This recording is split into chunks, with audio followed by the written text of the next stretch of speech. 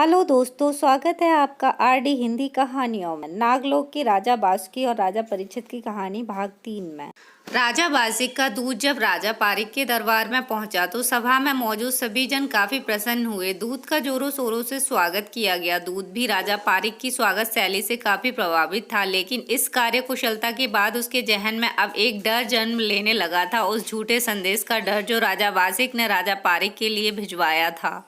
आखिरकार अब वह घड़ी आ चुकी थी जब राजा पारिक ने संदेशा पढ़ने का हुक्म दिया। जैसे ही एक पंडित ने संदेशा पढ़कर सुनाया तो राजा पारिक, मंत्रीगण व सभा में मौजूद सभी जन चकित रह गए। सभा में एक सन्नाटा सा छा गया। आखिरकार सब सोचने को मजबूर हो गए कि यह कब और कैसे हुआ। क्योंकि दूत राजा बासिक के लोक से था, इसलिए राजा पारिक ने सभा का सन्नाटा तोड़ते हुए कहा, जब तक यह दूत हमारी नगरी में रुकना चाहे रुक सकते हैं, तब तक इनकी मेहमान नवाजी में किसी भी तरह की कोई कमी नहीं आनी चाहिए, और जब भी इनका जाने का मन हो खजांची को कहकर इन्हें अच्छी भेंट दें। दोस्तों, दूत को तो अतिथि गृह में भेज दिया गया, किंतु राजा पारिक इतने भी भोले और नासमझ नहीं थे कि वह केवल दूत के हाथों भेजे गए एक संदेश पर विश्वास कर हाथ पर हाथ रखकर बैठ जाएं। उन्होंने तुरंत अपने राज्य के ज्ञानी पंडितों को सभा में एकत्रित होने का हुक्म दिया। पंडितों को जैसे ही राजा का समाचार मिला तो वो सभी अपने अपने पोथी पुस्तक उठाकर दरबार में एकत्रित होने लगे। जो ज्यादा बुजुर्ग पंडित थे, यानी जो चल फिर नहीं सकते थे, उनके लिए पालकी की व्यवस्था की गई, क्योंकि ज्यादा बुजुर्ग पंडित ज्यादा बड़े विद्वान माने जाते थे। वे किसी भी समस्या की जड़ तक पहुंचने में समर्थ होते थे। चूंकि यह मसला काफी गंभीर था, इसलिए इसमें सभी की उपस्थिति काफी अहमियत रखती थी। जब सभी पंडित दरबार में एकत्रित हो गए तो राजा पारिक ने कहा, नमस्कार पुरोहितों, जैसा कि हम सब जानते हैं, हमारे राज्य को चलाने में आप जैसे विद्वानों की विशेष भूमिका रही है। जब जब हमारी नगरी में कोई संकट आया है, तब तब आप लोगों ने हर समस्या का समाधान निकाला है और हमें विकट से विकट परिस्थितियों से निकाला है। आज एक ऐसा ही संकट हमारी नगरी और हमारे स्वाभिमान पर आन पड़ा है। पंडित, बताइए महाराज, हम किस प्रकार आपकी सहायता कर सकते हैं।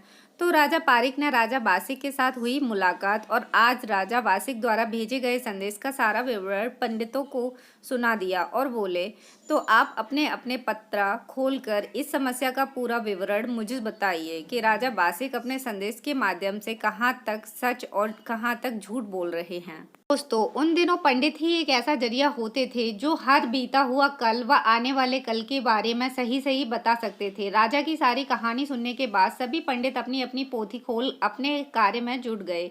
अपने कार्य में जुटे हुए पंडितों को एक दिन बीत गया, लेकिन कोई निष्कर्ष नहीं निकला। फिर दूसरा दिन, आखिरकार तीसरे दिन की शाम सारे पंडित अपने अपने निर्णय पर पहुंच गए। सभी पुरोहितों ने अपनी अपनी जानकारी एक बुजुर्ग पंडित को बताकर कहा, आप हम सब में सबसे बड़े हो, यदि आप ही पूरी कहानी महाराज को अपने मुख से बताओ तो अच्छा रहेगा। बुजुर्ग पंडित ने सभी पुरोहितों की बात पर सहमति जताई और राजा पारिक से बोले, महाराज, राजा वासिक को आपसे कोई दुश्मनी नहीं, दुश्मनी है तो सिर्फ इतनी कि उनकी रानी ने एक कन्या को जन्म दिया है और आपकी रानी ने एक राजकुमार को। उनका मानना है यदि वह कन्या आपके राज्य में ब्याते हैं तो उन्हें लड़की वालों की तरफ से होने के कारण अपना सिर सदैव आपके सामने झुकाना पड़ेगा। इस अपमान से बचने के लिए उन्होंने इस कन्या को मरवाने की कोशिश की, लेकिन यह कन्या जिंदा है और राजा बासिक की नगरी में ही उसका पालन पोषण किया जा रहा है। किंतु महाराज, राजा बासिक को इस बात की बिल्कुल भी जानकारी नहीं है। महाराज, एक बात का ध्यान अवश्य रखना, नागलोक में जाकर अपनी पुत्र वधू को बल द्वारा पृथ्वी लोक पर लाने का निर्णय अपने जहन में कभी मत लाना, क्योंकि राजा बासिक नागों के देवता हैं और उनके पास बहुत बलधारी नागों का समूह है। वहां से कोई जिंदा वापस नहीं आ सकता। क्या राजा पारिक अपनी पुत्र वधू को लेने नागलोक जाएंगे? आगे जानने के लिए देखें भाग 3 का part 2। Please like, subscribe and share. धन्यवाद।